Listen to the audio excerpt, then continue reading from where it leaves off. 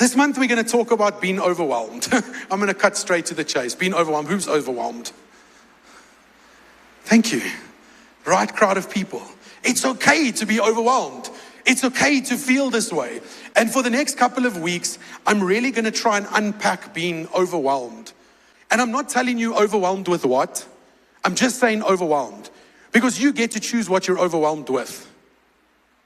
Doesn't always have to be negative stuff. So I just went and looked up a couple of things. What does it mean to be overwhelmed? Or what makes us overwhelmed in today's day and age? Or maybe some of these will resonate with you. Constant notifications on your phone. And eventually it's just like, yeah. Tanya was sitting at my computer the other day. We were busy with the script for the Easter play. And she looked at my unread WhatsApps on my computer screen. And she was like, that's 150 loops you have to close. Because I got a problem with closing loops. I will read your message, it will come through, and then I'll be like, okay, I've seen your message, I've dealt with it. But I haven't really gotten to you. And I get about 1,200 WhatsApps a day. So it's a lot. Constant pressure to respond immediately. I don't know if you have people in your life that want you to respond immediately. Like the minute you don't respond immediately, their world is crumbling. Endless emails and work messages. I'm deleting emails, but they seem to be making babies faster than I can delete them. Because I have 6,500 unread emails. And you just delete and read and delete and read. It's crazy. I don't know, anybody here that gets bombarded with emails like that? I mean, ever since the Poppy Act came out, I get more phone calls from people that have my number than before there was the Poppy Act. Like call center. You know, you only give people you love's numbers to Platinum Life, eh? Just kidding. Financial stress. There's bills and debts to pay and things that have to happen and go on. And there's, we got to save and we got to do the right thing with our money. And this causes us to be overwhelmed. And then there's parenting challenges. Oh, we love the kids. We really do. I loved my kids so much when they were younger. I used to say, oh, it's so cute. I can eat at nice 14. I wish I had. I love you, Caleb. Very, very much. But the world has changed.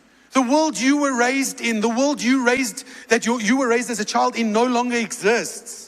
Technology, all these things are here. It's different. Parenting challenging. Our kids have schedules. I mean, imagine that. Your kid designs a schedule and you just have to fit in with it.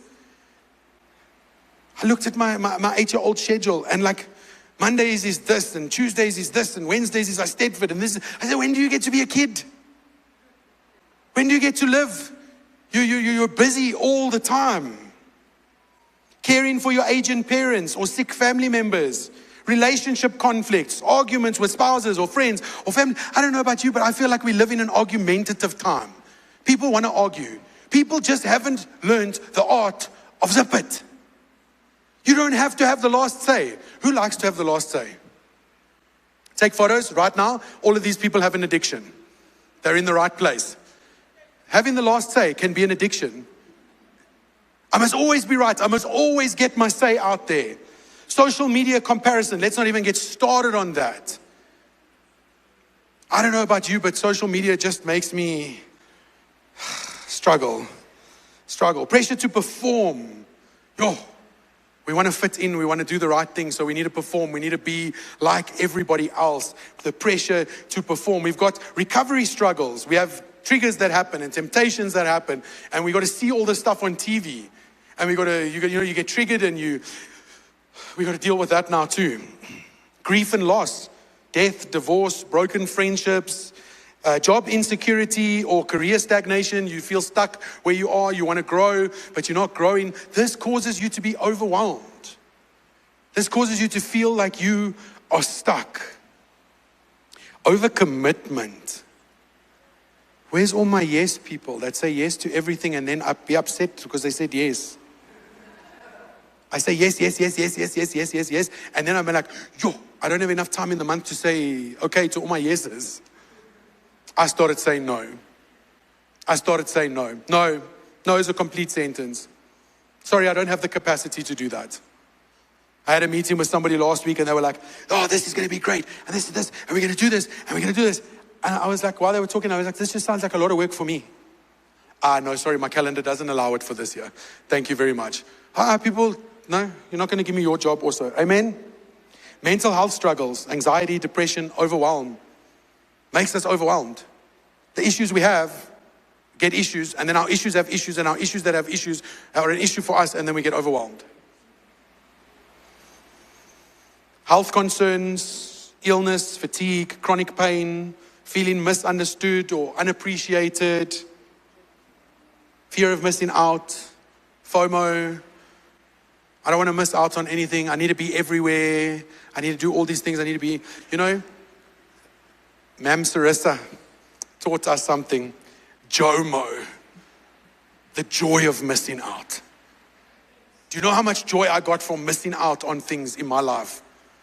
No thanks, I don't want to be there. Thank you, Ma'am Sarissa, for JOMO. Sounds a lot like JK, but inside joke. Managing personal growth while helping other people, your past mistakes, haunting your present, and a spiritual dryness can all cause you to be overwhelmed. Is there anybody here that feels overwhelmed? Any of these things that are yours? This is the right crowd. I want to tell you the physical effects of overwhelm on your body. Did you know that it physically affects you? It doesn't only spiritually affect you or mentally, it affects your body. So your stress hormone spike. Do you know that the hormone, okay, so let's just do a quick anatomy lesson here. Your body produces cortisol, which is a stress hormone. And then for the life of me now, I can remember the word for forgetting the word. It's called lithologica, when you forget the word you were trying to say. But there's a word of a hormone that is released after the stress hormone that helps you to calm down. Our bodies don't produce as much of that as it used to. I don't want to go with serotonin. I think it's another one. I will come back next week and I will give you the answer of the exact hormone that releases that brings down stress hormone. Our bodies don't produce as much of it as it used to. So we're in a constant state of stress, a constant state of anxiety, a constant state of overwhelm, which then we know adrenaline increases. And when we have adrenaline coursing through our veins, we're in a state called fight or flight, constantly, or hypervigilance. And when we're in a state of hypervigilance, follow me for a second, I'm nearly done with the brain lesson, you can't make good decisions. Because you're operating out of the brain stem, the back of your brain, fight or flight. You know, when we all still hunted and gathered for food many years ago, and we had the chance of a lion eating us in the wilderness when we were hunting for food. That's what fight or flight is for. If you saw the lion, you either had to fight it or run faster than it. Adrenaline, fight or flight. We're constantly in that. So when you're not here. This is where good thought patterns happen. Everybody under the age of 25, put your hand up. Everybody under the age of 25. Okay? So no, hold your hands up quickly. It's not a sin. Hold your hands up. Okay, so look around the room. Everybody's hand up now. Your brain is not fully developed. The decision-making process of your brain is only fully developed at the age of 25. So you don't make good decisions. Now you don't make good decisions and you're operating from here. It's a recipe for disaster. On the sides is emotional. If we make emotional decisions, also it's not executive functioning. We don't make good decisions. You want to make good decisions? Take a breath. You are safe right now. There is no danger. See, then you go from here to here. I almost said a free therapy lesson. You got a free therapy lesson right there. Second thing, your immune system weakens. We all like, I'm getting sick. It must be the seasons. No, you're getting sick because you're overwhelmed. Your immune system is depleted. Go sleep. Get rest. Pastor Brian at Reach said, I can have rest. I'm asleep. I don't do doctor's notes, sorry. But I do prayer notes. God will make a way. Digestive problems. Stress hits us in the stomach first. Now you know why you have digestive problems and we can't sleep properly and we're all over the place and we're lethargic all the time. It's because we're overwhelmed. Sleep disruption. Anybody here got sleep disruption? If you're not getting 8 hours of sleep a night, there's a problem. Heart and blood pressure strain, muscle tension and headaches. Do you know how many people I get in a day that come to me and they're like, do you have a headache tablet for me? Like, I've got a headache. I've got a headache. I've got a headache. Why do we all have headaches all the time? Real quick fact, do you know that doctors still have not discovered the cause of a headache? You know that they still have not discovered what causes headaches. So we just gooi meds, hoping it works. The last 4 headaches I've prayed for have all been healed in the mighty name of Jesus. You can use the gospel. It works very well. Take the meds the doctor told you to take, please. I'm not telling you not. Brain fog and poor focus comes from being overwhelmed all the time. I know a few people with brain fog. Poor focus. Memory, concentration, decision-making become impaired. Emotional reactivity. Any emotional reactors in the building? There's 5 of us, 6. Thank you. 7, 8. Great. 8. It's probably more than like 15% of us. 9, 20% of us now. Hormonal imbalance, thyroid problems, reproductive hormones, blood sugar. And the last one I have on my list is burnout. When you are overwhelmed constantly, you will burn out. Our kids can also burn out. I know we think they don't do much, but the workloads are heavy. We need to monitor our children for burnout. And you know the bad thing about burnout is you don't know you've got it until you've got it. And then you're burnt out, and the only cure for burnout is sleep and rest. God said it to Elijah under the broom tree. He's like, God, just kill me. God's like, okay, God, I've got the remedy for you. A meal and a nap. God knew even back then. He said, I'm going to feed you, and then you're just going to go sleep. And then you're going to feel like $1,000,000. The problem is we're so sleep deprived, it feels like we need a month of sleep just to catch up. 5 biblical steps to do when we're overwhelmed. Step number 1, pause. Stop. Take a break. Put everything on hold. What is so important right now that the price of it is your own life? What is so important? Yes, you need to go to work. You need to go to school. You need to do that. There's things we need to do. But of all the other things, stop. Pause. The word says, be still and know that I am God. He says, let go of things that you need to let go of. The problem is we identify with our problems. We like labels. Oh, I'm ADHD. Oh, I'm this, I'm this, I'm this, I'm this, because it gives me access. It gives me, excusitis. Most of us suffer from that. But it gives you something that people can feel sorry for you for. Oh, shame. He's got ADHD. People, I've had it for years, I'm fine.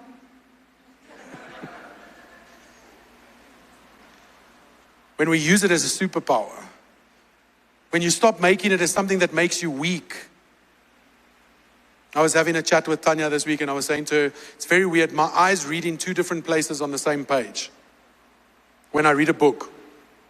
So I read the whole sentence and the words. So I'm 3 sentences ahead of the words as I'm reading. And that's why I can read so fast. ADHD, you might think it's crazy. I think it's a superpower. I can do 12 things at once. I don't finish any of them, but I can do all 12. I'm joking, I finished them. It just takes me longer. Stillness interrupts panic. When you get quiet long enough. I grew up in chaos. I like chaos because I can think in chaos. When it's busy and there's a lot of things happening, I'm the one that you want to make decisions. Sometimes with the ADHD, they're very impulsive, but we make decisions and we do it because we've learned to operate from this part of our brains. Now it's taken me years to get out of that side of my brain to be like, stop, calm down. Let's just think about it logically before we make decisions. Because when you run to me, quickly, we need to, there's a fight. Then you see the next person also starts doing this. It's infectious. Because panic is aansteeklik. It's contagious. Keep your panic, back off. Pause. Amen? Pause. Second, be honest. Psalm 62 verse 8 says, pour out your hearts to him, for God is our refuge. He says, be honest. Tell yourself, tell someone else, tell God, I'm battling with this. God, I'm overwhelmed with this. But no, you know what? You think you have to be strong. And you suffer on your own. And then you know what happens? Mara, you become bitter. All by yourself. Because you're like, nobody understands me. Nobody understands the problems that I have. Yeah, but you didn't tell us. We can't sniff out your problems. We're not dogs. Talk. Open your mouth. The Bible says we confess to God so that we can be forgiven. But we confess to people so we can be healed. There's a reason he said, tell people what you're going through. When you keep your stuff to yourself, it's in the dark. And when it's in the dark, the devil uses it against you. And he will make it destroy you and eat you from the inside out. The truth will set you free. Amen? Separate. Number 3, separate. Galatians 6 verse 5, each one should carry their own load. This is not my problem. Keep your problem with you. Why do we want to take everybody's problems? Because you know what? Everybody's very happy to give you their problems. They want to bring it to you. A problem shared is a problem halved. So take my problem, then I've got half. No. Sorry, whose problem is this? It's not mine. What are you going to do about it? There's a book called The 1 Minute Manager Meets the Monkey. Brilliant book. You can go read it. 1 Minute Manager Meets the Monkey. It's about tasks at work. Don't you notice at work, everybody wants to give you their work. They're like, can you help me with this quickly? I don't know what I'm doing. Can you help me with this? Then what the book tells us to say, okay, let's look at it. Whose monkey is it? Let's identify the monkey.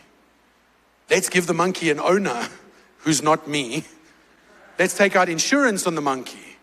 Same with your problems. Don't take other people's problems. You have enough of your own. When somebody wants to come to you with a problem, let's say Claudia comes to me and she says, listen, Brian, I have this problem, and da-da-da-da-da-da-da-da. Then I can say to her, so what are you going to do about it? No, but that's why I came to you, because I need to know what you would do. Yeah, but what will you do first? Because we have a condition as humans called learned helplessness now. That we don't want to even think for ourselves anymore. We want to give it to other people. Listen, Claudia didn't come to me with her problems. I just use her as an example because she doesn't take offense. She takes the whole backyard. Just kidding. Love you. Number 4. And this one, I went to Karin and I said to her, how do we teach our people to get over busyness? And her first thing was mindfulness. She said, we need to teach people that when we stack things on top of each other, because we don't deal with them, it gets unstable. And then because you didn't deal with the bottom thing, the top thing gets all wobbly, and then the whole thing crashes over because you just don't deal with stuff. Be mindful of what you say, what you think, what you do. Pay attention to your thoughts, your feelings, your body. You're allowed to feel whatever you want to feel. If you're angry, be angry. Just don't hurt, what's the rules? Yourself, someone else, animals, or break things. I think I got the 4 rules right. See, I even learned from my colleagues. When you're angry, you're not allowed to break things. Even if you paid for them, you're still not allowed to break them. It's bad management of yourself. Don't hurt other people. Don't say things when you're angry. Be mindful. I'm getting angry right now, so I'm going to leave the conversation. Please excuse me. I don't want to cause any damage, and walk away. And then you know what we do? Come back here. I wasn't finished with you. And then we have a fight. Mindfulness. Isaiah 26 verse 3. You will keep in perfect peace those whose minds are steadfast because they trust in you. The word says awareness of the present moment helps us to respond and not react. We need to stop being reactive. Like a little chihuahua. You just bite. Parents, have you thought about that? Before you trap your kid out, pause. Be honest. I'm really hurt right now. I don't know if I'm going to process this properly, but bear with me. Separate. I gave you a good upbringing, so I'm going to separate your problems from my upbringing. I'm not going to blame myself because we do that as parents. I'm such a failure. No, maybe your child just made a bad choice. Maybe it's just that simple. Mindfulness.